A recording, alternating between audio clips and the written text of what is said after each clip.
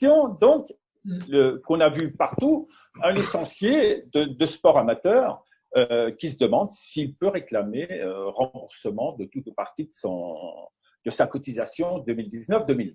Qu'en est-il? Effectivement, donc pour pouvoir donc essayer de comprendre le raisonnement des licenciés et de voir dans quelle mesure ils pourraient ou pas effectivement faire ce type de demande, il faut effectivement se demander ce que recouvre cette cotisation qui a été payée par le licencié. Donc là, on est bien évidemment également en présence d'un contrat synalagmatique. Je ne reviendrai pas dessus parce que Laurent vient de l'évoquer, et la question des contreparties et des obligations réciproques. Donc c'est la raison pour laquelle on va être amené, donc tout d'abord, à déterminer et essayer de comprendre la prestation qui incombait au club pour pouvoir savoir si au final, cette prestation est effectivement ou non empêchée. Donc, derrière la cotisation payée par le club, on va dire que schématiquement, il y a trois choses. Ça recouvre trois choses et on verra dans quelle mesure certains de ces éléments, effectivement, ne posent aucune difficulté et d'autres, peut-être, pourraient poser des difficultés. Donc, le premier point concerne l'adhésion au club. Donc, il y a toute une première partie de cette cotisation qui, selon effectivement les statuts ou le règlement intérieur du club concerné, vont permettre non seulement d'être membre du dit club, mais également de pouvoir participer à son fonctionnement. Donc là, on voit bien que, indépendamment de la crise sanitaire, la qualité de membre n'a absolument pas été altérée. Ça, c'est la première chose. La deuxième chose, c'est qu'effectivement, le club a pu continuer à fonctionner pendant cette période de crise, même avec certaines difficultés, mais pour autant, la participation du licencié au club était toujours possible, notamment avec les textes d'adaptation temporaire des règles de réunion et de délibération des organes dirigeants. Donc, on a cette partie qui a effectivement, qui n'a pas bougé. À côté, donc on est toujours dans l'adhésion au club, à côté de la qualité de membre et de la participation, on peut aussi considérer que en payant cette adhésion au club, le licencié a aussi accès aux installations sportives. Pour ce deuxième point, effectivement, ce serait un peu plus problématique. Le licencié pourrait effectivement dire qu'il était en incapacité de pouvoir jouer ou de s'entraîner la semaine ou le week-end. Donc ça, c'est la première partie de la cotisation. La deuxième partie pourrait recouvrir ce qu'on appellerait, on va dire, on va mettre un certain nombre de choses dedans, des prestations spécifiques. La question qu'on va se poser, c'est de savoir est-ce que ces prestations spécifiques ont été ou non fournies à cette heure. Donc, un exemple de formation spécifique, de prestations spécifiques, ce serait les fournitures d'équipements qui sont distribuées. Donc, si on prend cet exemple-là, on voit bien que les équipements sportifs sont des éléments qui sont fournis en début d'année, et donc, dans ce cas-là, le service spécifique a bien été fourni. La question pourrait se poser si on était en présence de prestations spécifiques qui n'ont pas encore été délivrées pour le moment et qui finalement ne pourraient pas l'être.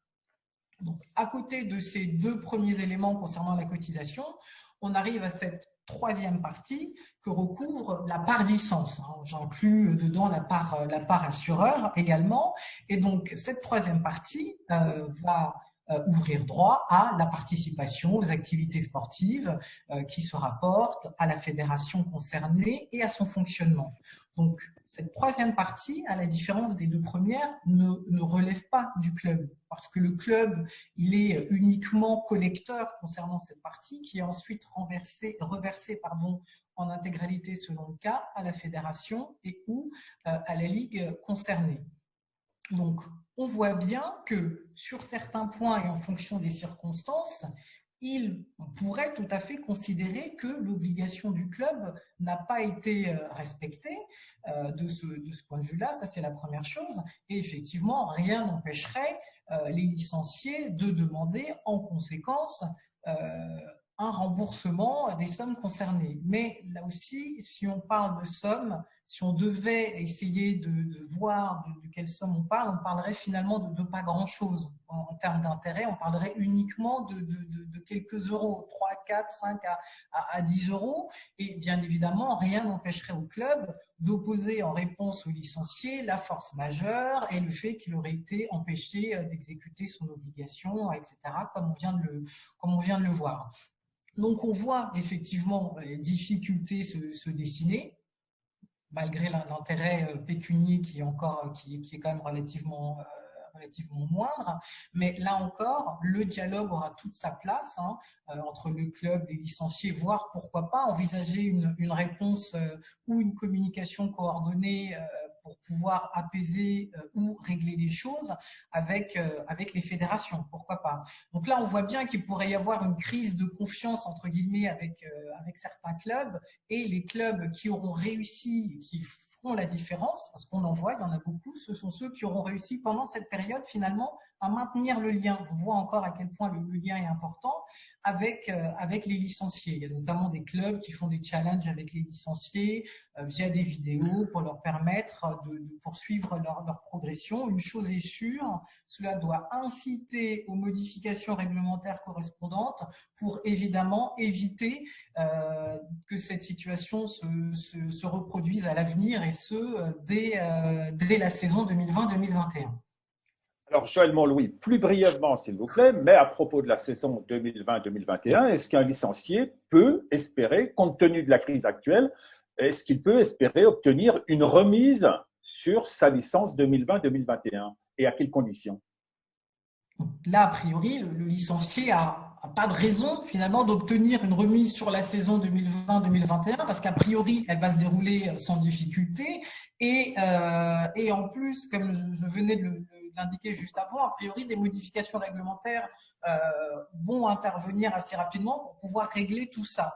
Donc, il n'y a aucune raison, effectivement, qu'il puisse avoir droit à quelques, on va dire, remises. En tout cas, il n'y a pas de droit à quelque chose à ce niveau-là. Mais pour autant, compte tenu des problématiques justement qui ont été soulevées et qui sont soulevées pour la saison 2019-2020, il y a certaines fédérations qui étudient effectivement un certain nombre de pistes.